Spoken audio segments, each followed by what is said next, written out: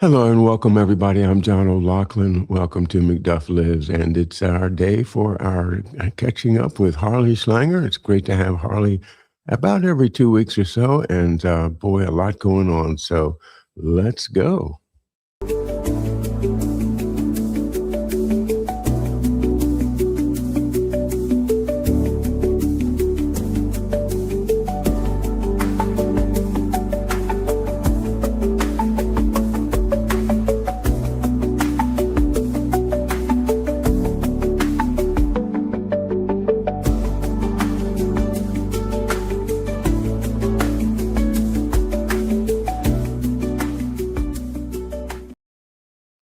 And there's Harley Schlanger. Hi, Harley.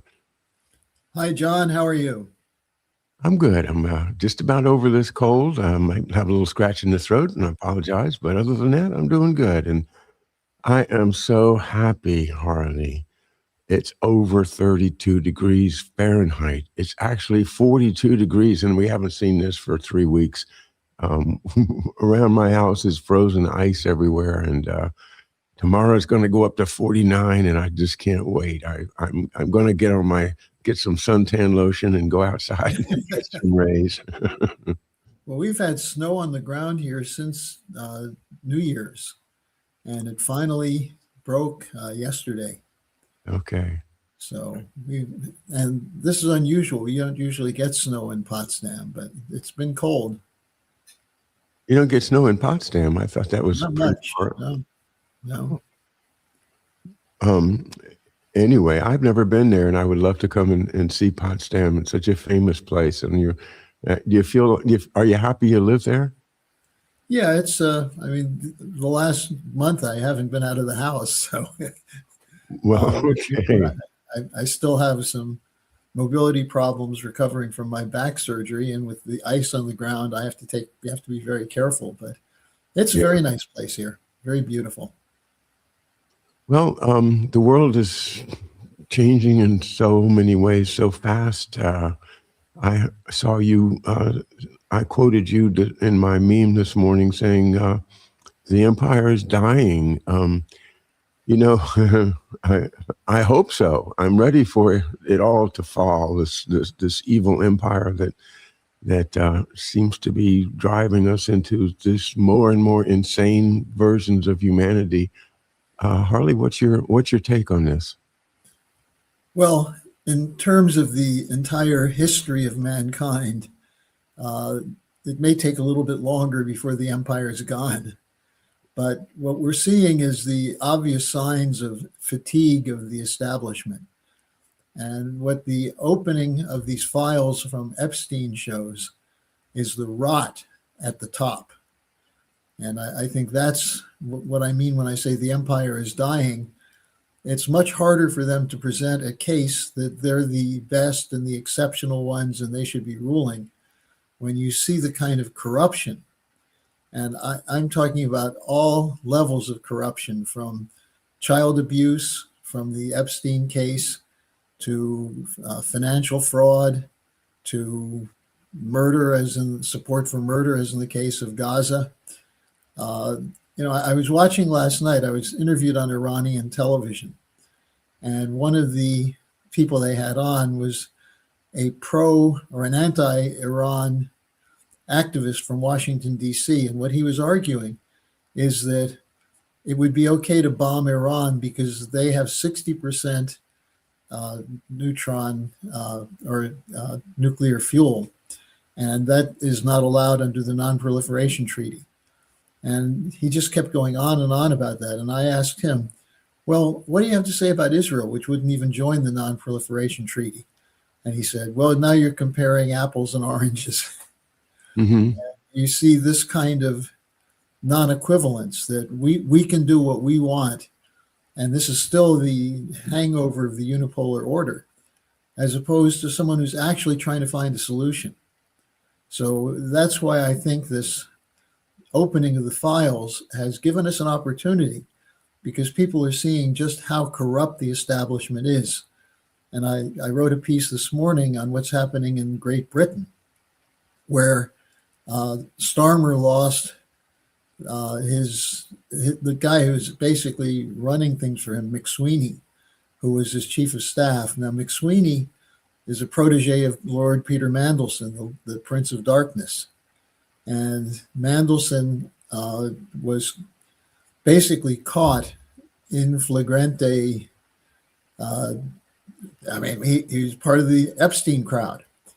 And somehow Starmer didn't know that, which of course is not believable. And so he was forced to resign. Mandelson was. Now his protege, McSweeney, resigned. What did the two of them do? Which is the interesting question. It's not so, if he's a friend with Epstein, that just shows bad character. And I don't know what he did with Epstein. But what he did in England is a sign of immorality. He worked together, the two of them worked together to attack the previous candidate for Labour as an anti-Semite, Corbyn. And that's how Starmer got in. And there's no evidence whatsoever that Corbyn is an anti-Semite. And yet they use that slander to change the nature of politics in Britain. So the fact that they're now all in trouble is somewhat delightful to me. I spent some time yesterday calling bookies in London to find out what are the odds that Starmer will be out. And I don't know, do you remember when they were comparing Liz Truss to a head of lettuce? Which will rot faster, Truss or a head of lettuce left out in the sun? Mm-hmm. Truss ended up, the former prime minister, leaving before the lettuce was fully rotten. Now 90% of the bets in London are that Starmer will be out during 2026. And the bookies themselves say it's 72% chance he's going to be gone. And they said the only reason he might not be gone is that Labour has no alternative to him. The Tories have no alternative to him. And Nigel Farage, who had been gaining in the polls, is now collapsing when it becomes possible that he might be the next prime minister. That's the state of leadership in the global West. The empire, the fact that the empire is under a lot of pressure and the people at the top are showing their rottenness. When you mention child abuse, and then you mentioned Keir Starmer, I can't think of anything but Keir Starmer sitting on Jimmy Savile's lap as a child. And I cannot disassociate anymore the idea of pedophilia and the idea of the empire. It seems to me that there is kind of what do you call it? A grooming thing going on with children that are going to be in positions of power in the future, and none exemplifies that better than Keir Starmer. And the rottenness of it has to do, I think, a lot with the fact that they try to manipulate children's minds through all kinds of things, both sexual and otherwise, that we read about in MK Ultra and the Tavistock Institute and all of this. This rotten perversion of children and the rottenness of the system that allows it, and then the rottenness of our banking system that tolerates the financial system with no regulation whatsoever, because they use their secret accounts in the Cayman Islands and everywhere else that they've established. That all of it, it seems to me, it's all rotten, and it all has to do with an attempt to control people's minds and to separate the elites from the common people, so that the common people can, of course, be treated just like sheep, as we often see in metaphors. It's so disgusting that I hope that just the knowledge that that's the system is taking hold. That it's not just a conspiracy theory, that they'd love to say, oh, that's a conspiracy theory, they can't do it anymore. To that extent, the empire may be falling, but to what extent is the fall of this empire actually either a good thing or a very terrible thing for the average person, where the economy itself could crash? It's a scary time, Harley. Well, the economy is heading toward a crash. The other thing they're betting on at the bookie parlors in London is how far the bond market will go, because there was a real plunge in the bond market the day that McSweeney resigned. And the point you're making is exactly the point that I was making, that someone who doesn't see something wrong with having a top official who is a pedophile or who tolerates pedophilia, how different is that from tolerating the genocide in Gaza? Not just tolerating it, but facilitating it with guns and money and with support at the United Nations. How different is it when someone cuts budgets for healthcare for needy people and instead puts that money into buying new weapons? So that's the immorality. But in ordinary life, you don't see it. You don't see politicians with a little girl on their knee, or you don't see people stuffing their pockets. But it goes on. And it's at times like this where some people in the establishment feel the necessity to step away, and some even feel the necessity to become a whistleblower. And then when you talk about immorality, how bad is it that not only do many of the political leaders remain silent, but they actually try to suppress the whistleblowers, put them in prison, silence them, silence people like you and me from talking about this in social media. Yeah. So this is where we see the corruption that starts at the top but goes all the way down.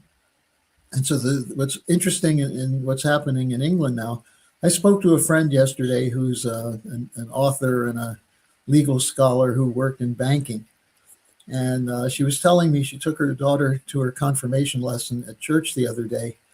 And she got there, and across the street from the church, there was a very large crowd outside a very luxurious townhouse. And she was wondering what was going on. So she walked over to see what it was. And that happened to be one of Peter Mandelson's houses. And she said there was a crowd of about 200 people there. And I said, were they protesting? And she said, well, some people had eggs that they had to throw. Others just wanted to see if he would come out so they could taunt him.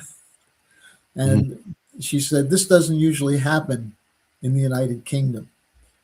Now, the fact that they lost also the director of communications for the government, the Starmer hasn't been seen in the last 24 hours. He's been in meetings full time. And what was Starmer doing before this story broke? He was conspiring with Macron and Merz to build a European army to go to war with Russia. So it couldn't happen at a better time that this story has put them on the sidelines for a little while. Now, then we have the Iran question. And I have to say, I was very happy that there was a day of negotiations. The Iranians made their case. The U.S. made its case. They talked, and they agreed to come back again at the end of this week. The problem is that you still have people who are saying, we can't trust Iran, and therefore we have to go in and nuke them or destroy their nuclear program. And Netanyahu's at the forefront of that.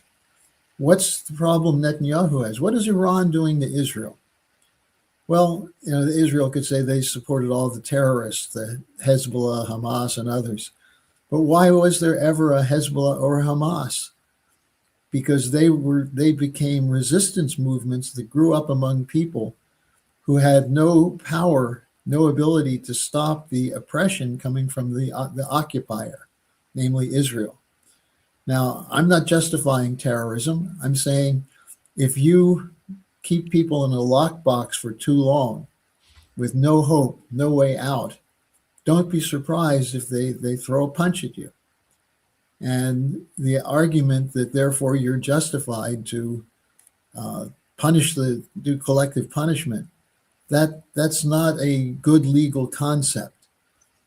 And so instead of arguing from a legal standpoint, they just say we have to have the overwhelming strength so that no one will challenge us.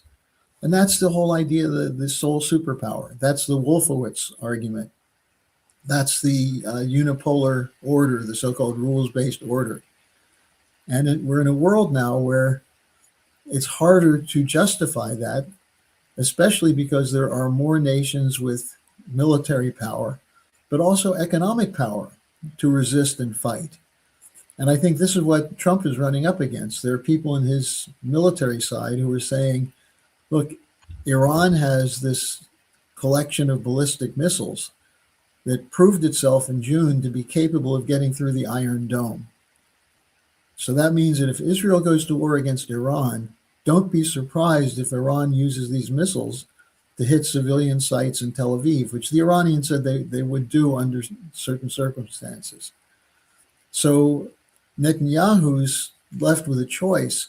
Israel doesn't have enough power on its own to defeat the Iranians. They do have nuclear weapons and could destroy Iran. But what kind of government would think of doing that?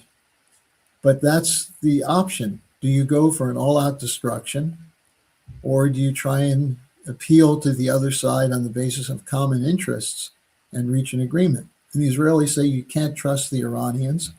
And the Iranians are now saying they don't trust the Israelis, so they have their finger on the trigger, but they're hoping there can be a negotiated agreement.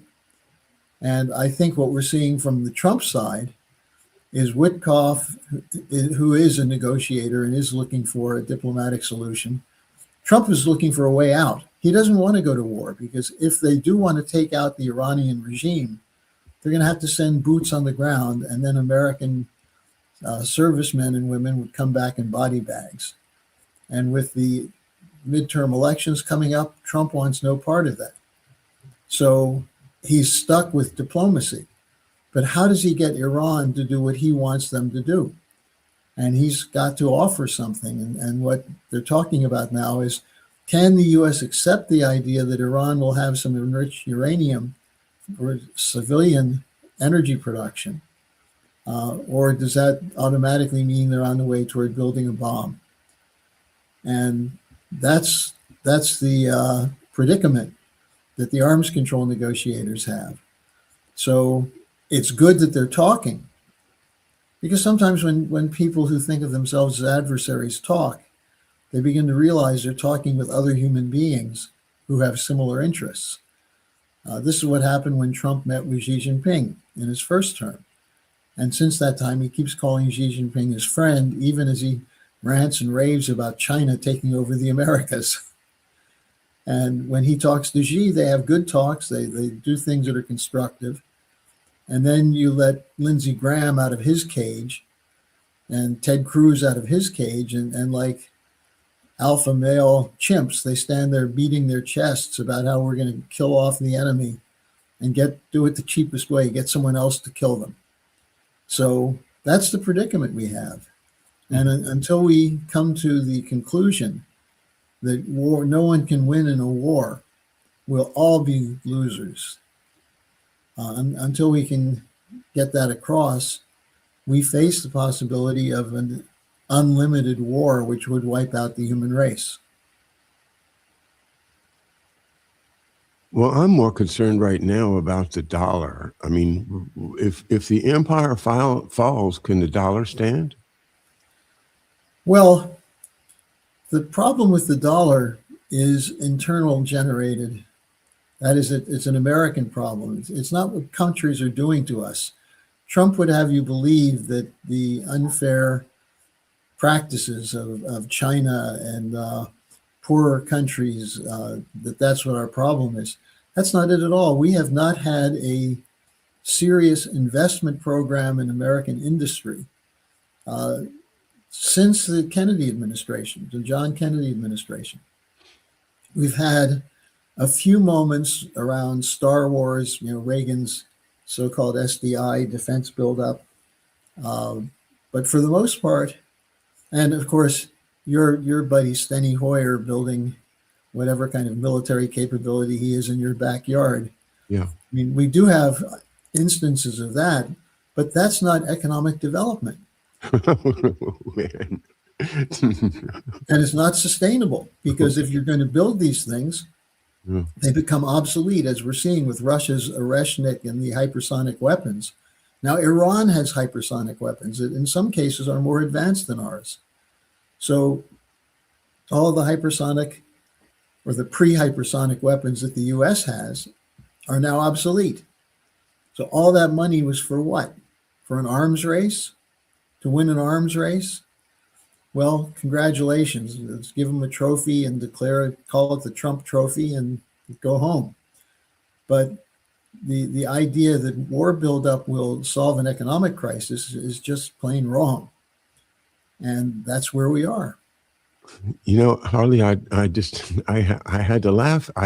Because my wife Marcia was in economic development in the county, in our local county, Charles County, Maryland, for 20 years. And she always worked to do real economic development. I mean, she studied it, she understood the principles of it, and she always tried to do things that would lead toward productive activity.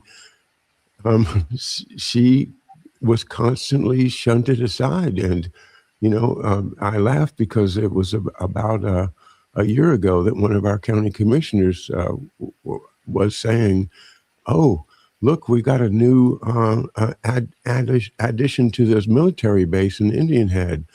Man, that's the best economic development news we've heard all year." No, You that's know, not economic development. Come on, they don't understand. They just do not know what they're saying because they don't study it. well, Keynes had this famous statement that supposedly people attributed to the idea behind the New Deal, which is that when you have overproduction and you have a crisis from overproduction, but you need jobs, what you do is you take buckets and fill them with money, give men and women shovels. They go out and dig a hole one day and bury the money, and then the next day they come back and dig it up again and then go out and spend the money. And that was a bad metaphor, but that is exactly what you're talking about. If you do something that's not needed for the sake of saying you have economic development, ultimately it's inflationary. And we see that now with the attempts to rig the stock market, to get companies to buy their own stock and count that as economic growth. With the tech sector, the idea that most of the growth in the United States the last 2 years has been in the tech sector. And what was that for? Well, part of it was military, tracking, targeting, surveillance. That's a big part of the tech sector. And then the other part is figuring out how to control people, how to come to predict their behavior, what they're going to buy, how to manipulate them, so that you can produce the things that people will buy that will at least put a little bit of churning in the monetary system.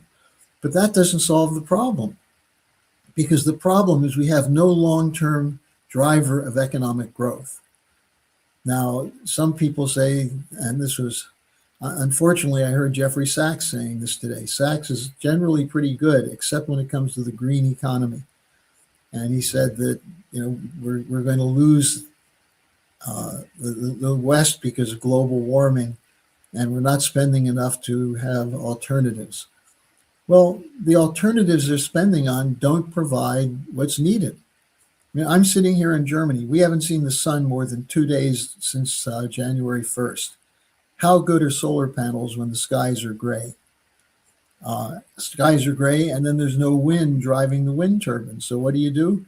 You buy electricity from Poland, which burns coal.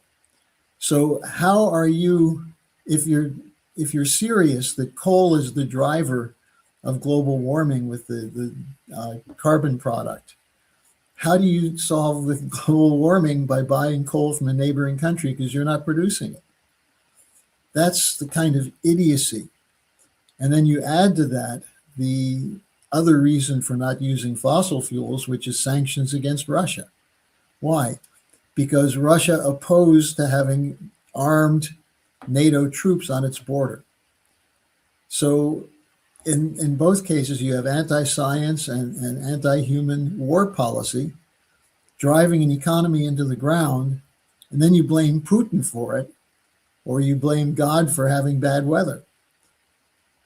You don't look at yourself and say, are we crazy to say that carbon is killing off the human race?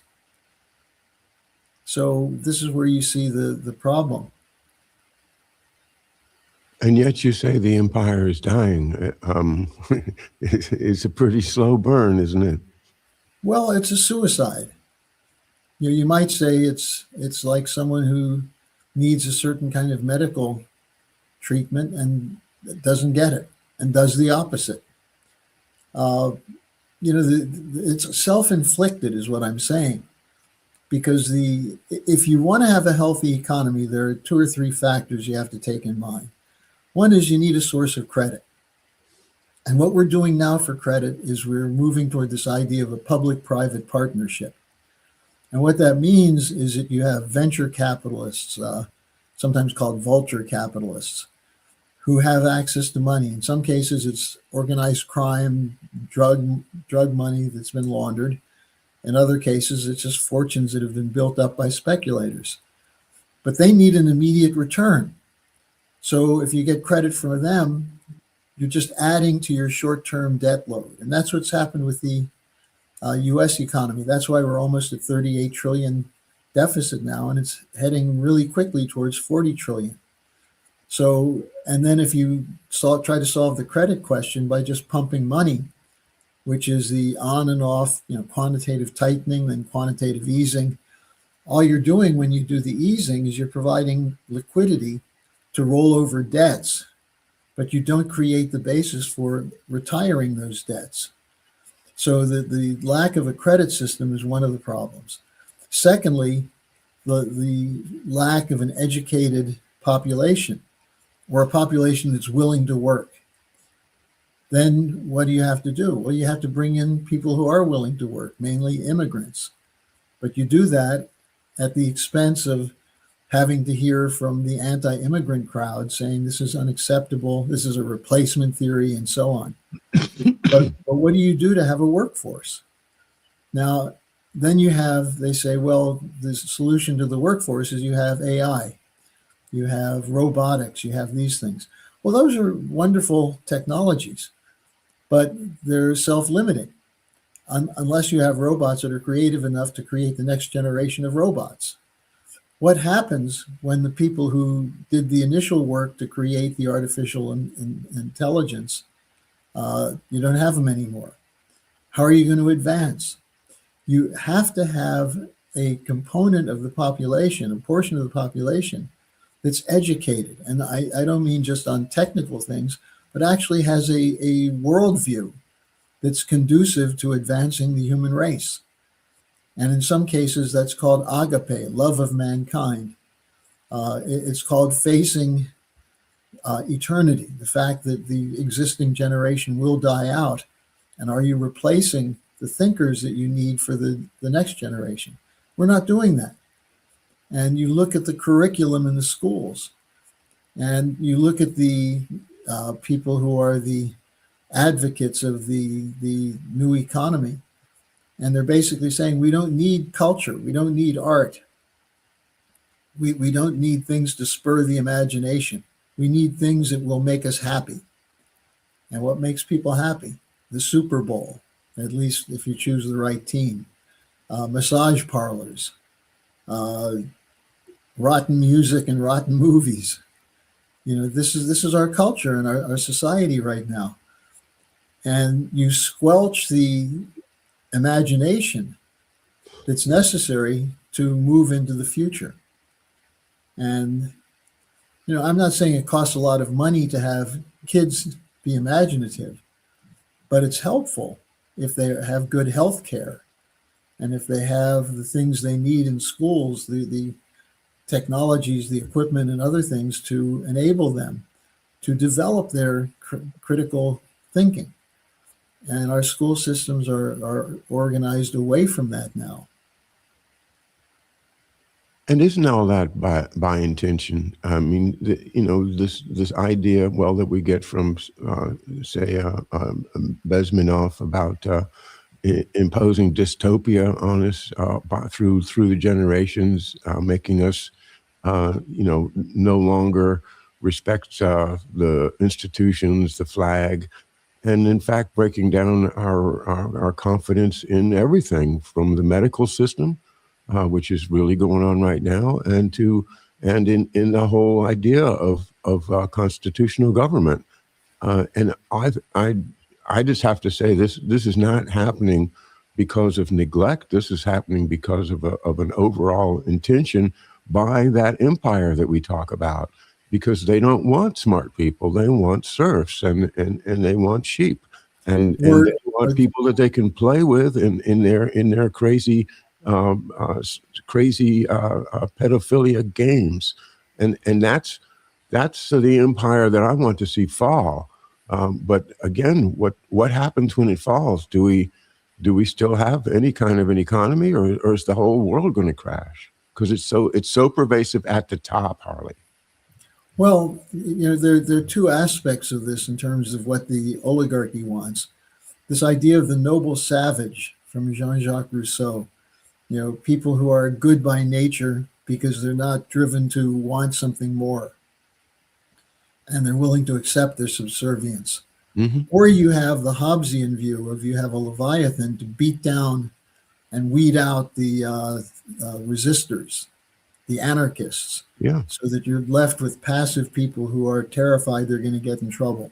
Mm-hmm. And that's the way this thing works. And now what they're doing is using what are supposedly sophisticated AI methods, is they're trying to determine at a very young age who are the people who might not be willing to conform, and how do you change them so they're willing to accept a miserable life where they eat bugs and own nothing and are happy. To paraphrase the World Economic Forum strategy. And that's what they're doing. I have fights with my kids sometimes when they wake up in a bad mood and they say, why do I need to go to school? I don't learn anything anyway. And then you find out, and they talk about being bored. And you say, why are you bored? And they say, well, all we do is we watch movies on computers. The idea of going to school and watching a movie every day, that's a little bit strange to me. And, I'm not one of these people who says everything was better in the old days. But in my schools, and when I went to grade school in West Virginia, it was a very poor school. We lived on the edge of town, and the school district we were assigned to was my classmates were people who didn't even have floors in their houses or windows, glass windows in their house. They're very poor. And yet our teachers worked us hard, and we had to learn things. We really did. And it was interesting to me to see how those kids became excited about learning. And kids around here, my children's friends, are interested in social media and makeup. The so-called influencers have their brains in a vice. So, but here's the good news, John. That may be the way we see things in the West. You look at the cultures in the East, you look at China, you look at India, you look at Thailand, Indonesia, Malaysia, where you might say, and also many states in Africa, that you might say that what you have in those countries is a hunger for education, a hunger for advance. And this is the threat to the empire. The empire needs those countries for surplus cheap labor and raw materials. What happens when countries like Burundi or Burkina Faso say, why should our people dig out the uranium to produce electricity in France for 1/10 the cost of what we have to pay to produce it here in our country?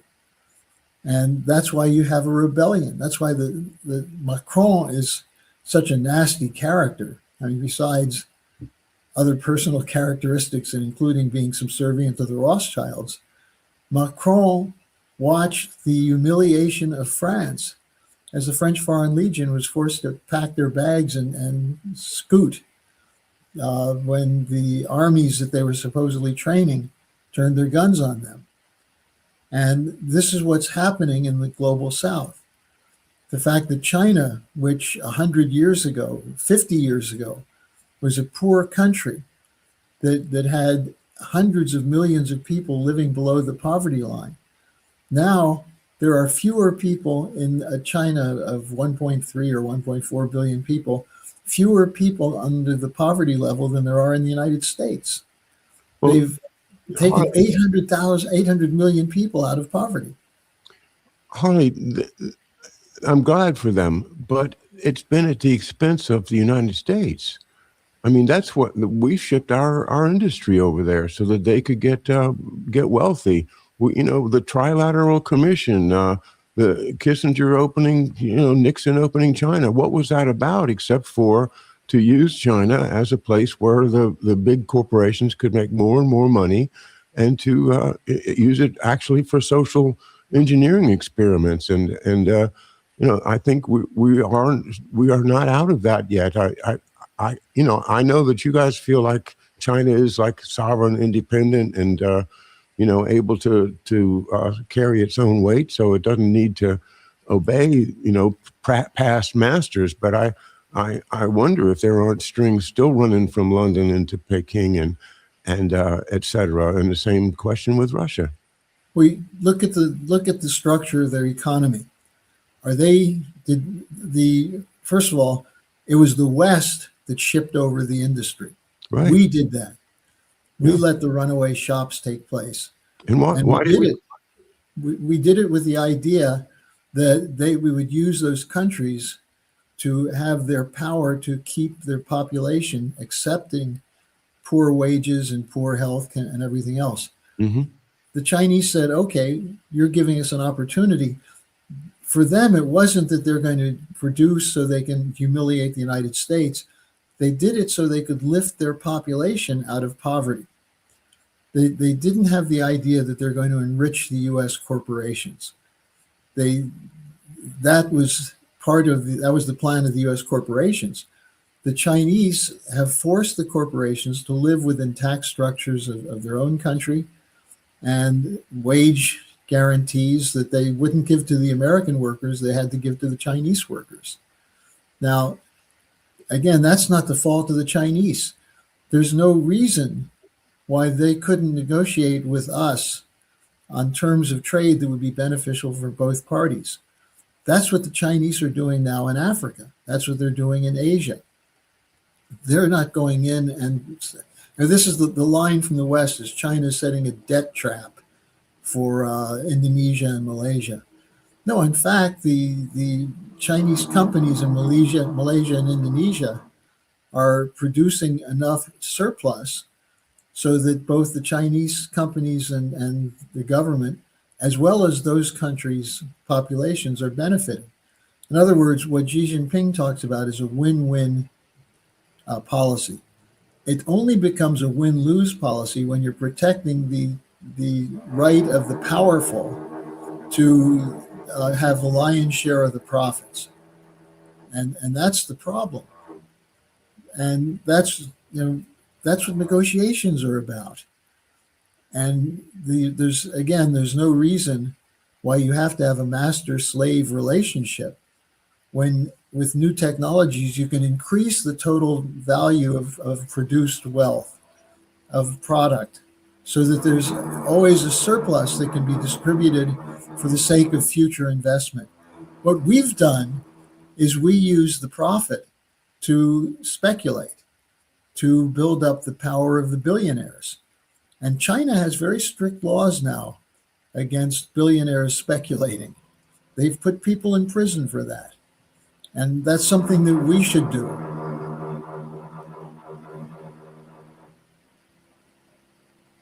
I'm afraid there's some construction going on, maybe on your end somewhere. Yeah, let me find out what that is. I'll be back in a second. I think it's just a bad vacuum cleaner. It's okay. You know, don't get up, Harley. All right. It's fine. I think it's receiving. No, I didn't Well, mean to. this is what happens when you have a studio at home that's not soundproof. Yeah, well, it happens to me too, especially when the trucks go by and the dogs Yeah. bark, and you've heard it, my Yeah. totos. But John, the essential point here is that what you're talking about is when you have a system which is predicated on the strong setting the terms, the Hmm. powerful saying, this is going to be done for us. And if there's anything left over, we'll drop some crumbs on you. That's the old British imperial system. And Yeah, the British did it to their own population. And that's the model that's being used now for the tech sector. That's the model that's been used for corporate cartels. Grab as much as you can. And then when there's debt, how do you cover the debt? Well, you get the government to do it. The idea of too big to fail corporations. And that means that the ordinary people are paying for the profits lining the pockets of the billionaires.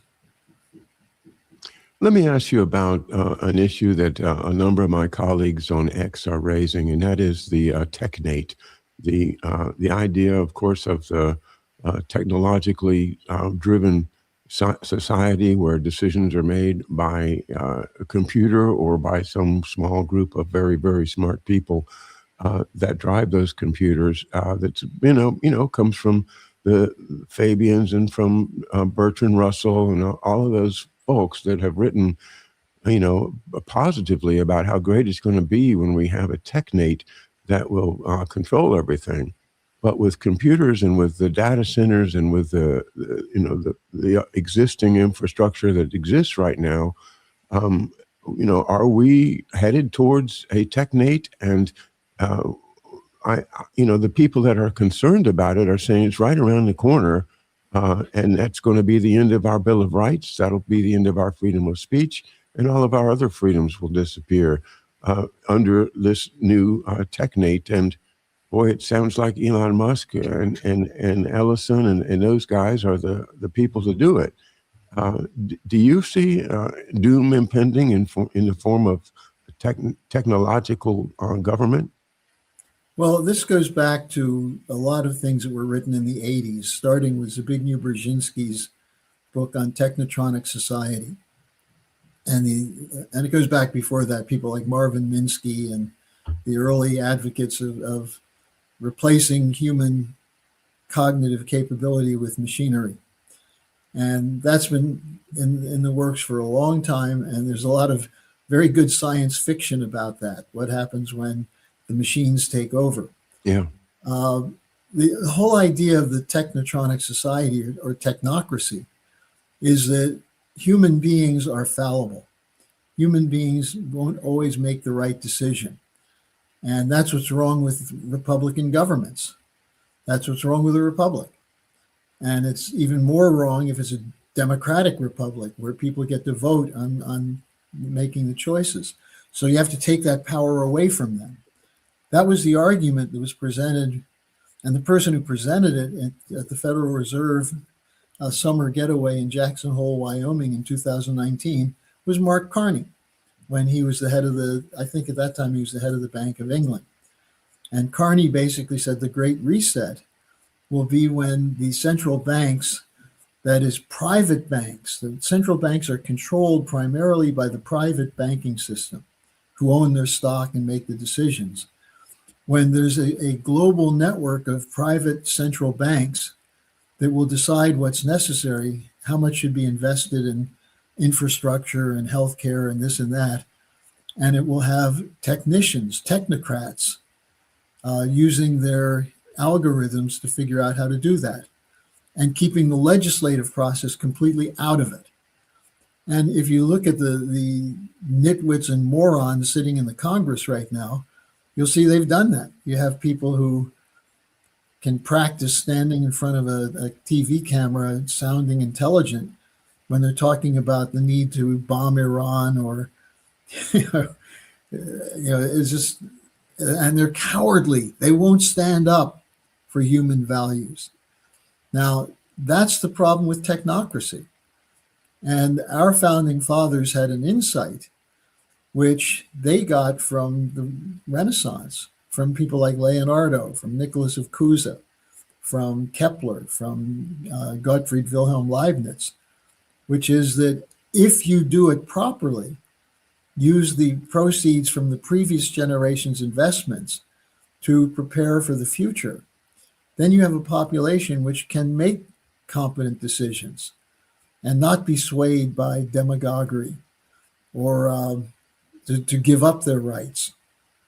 And that's how the founding fathers addressed the question of why having a democracy is not bad, provided you have balance of power. You have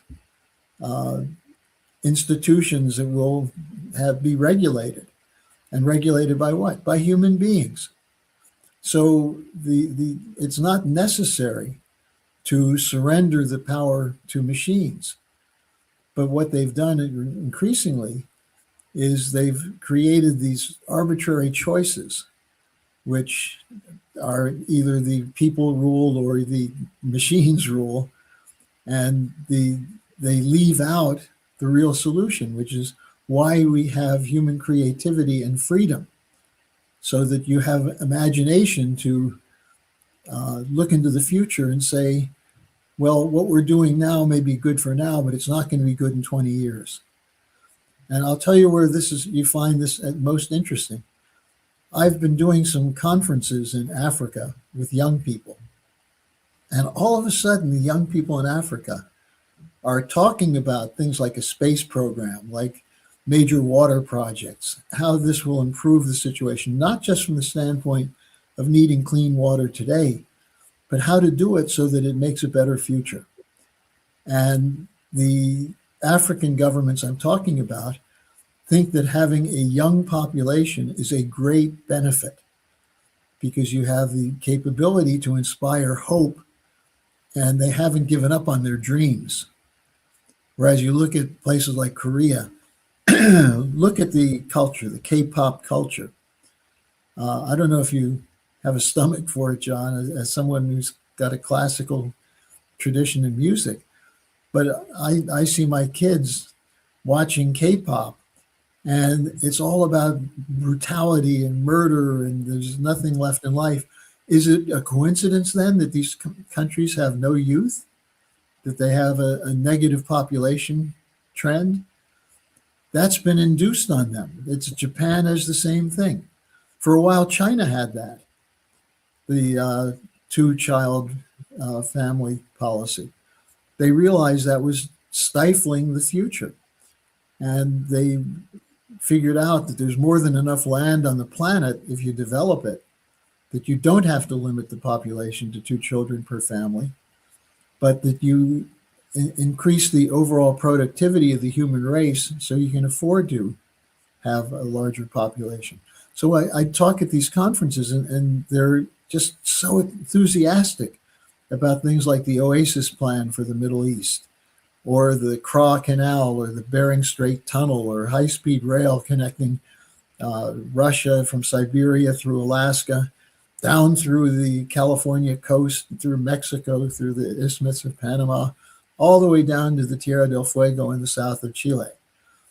The idea of east-west corridors in South America and Africa, this is driving the excitement in the future in the same way Abraham Lincoln's Transcontinental Railroad inspired the generation from after the Civil War to begin to populate the central areas of the United States. But you know what? You drive through the central parts of the U.S. and it's depopulated. And it's beautiful land, nice weather. You have to deal with tornadoes in some parts, but Lincoln thought we would have 300 million people by 1900. And the birth rate in the United States has dropped to the point that we have to bring in immigrants to have a labor force. So what we're caught in is this contradiction of no serious thinking about the future, because we no longer love the idea of inspiring the imagination of children. And by imagination, I don't mean horror stories. I don't Right. mean pornography. I mean thinking about what it would be like to be on another planet and building a human culture. Well, we're running out of time. I think about what you said about the separation of powers and the founding fathers and all, and the one thing that they didn't understand. One of the things they didn't understand was the power of media, and the idea of these oligarchs controlling our media, and these insane people that are behind the military industrial complex, basically controlling everything that comes out in major media, if not also in minor media, is part of the problem, because that's what you get when you turn on the television. You get a murder mystery. But You get John, there were evil people back then. They had to deal with people who supported human slavery and thought that the future economy depended on the cheap labor of African slaves. Now, they didn't have a media to reinforce that, but they had the whatever newspapers there were, and the education system, the separate but equal education system in the South. So, how did we overcome that? We had individual geniuses like Martin Luther King. You read some of his speeches, and you see the power of the human mind painting pictures of what's possible. What Bobby Kennedy's famous statement, I don't ask, what is it, why asked we them. have this, but why not? Oh, I'm sorry, I confused that with Jack. Say it again. He said, some people ask, I know it's something like, why do we have these technologies? And he said, why not? Mm-hmm. What can we do to make the world better? But with King, you have this optimism, even in the face of the brutality that still existed before the civil rights movement changed the laws. So, it's a fight. You need leadership. And, Lyndon LaRouche was always saying that Martin Luther King should have been president because of his ability to communicate to people what it would mean to have a fair and just legal system and economic system. Well, Harley, today the Buddhist monks are completing their march, 2,300 miles from Fort Worth, Texas, to Washington, D.C. And I've been watching them, and I love their messages. The one that I will always carry with me is to wake up in the morning and say, "Today will be my peaceful day." And I wish that for everyone. If we could all say that when we wake up in the morning, perhaps the temperature in the world would go down, and we could calm down and maybe actually fulfill some of these ideas that you folks at the Schiller and LaRouche program have for restoring our economy, restoring our faith in our institutions, and helping the children to face the future that they are going to face. And it's going to be a mess, but they're going to need a lot of help. So, Harley, I sure do appreciate all of your thoughts today. I'll just give you one quick anecdote. Yeah. I had a really very interesting discussion with my son who's going through this anti-school state of mind. And so I read to him Poe's poem, The Raven. And he got so interested in the language. He'd never heard that. He said he thought poetry was stupid. And the idea, take thy beak out from my heart. The talking to the raven and the imagination of Poe, it really captured his attention. Everyone should be reading Poe also. I agree with you. And thank you again, Harley. Everybody have a great afternoon, and we'll see you on Friday with Marcia for our weekly wrap-up. Bye now.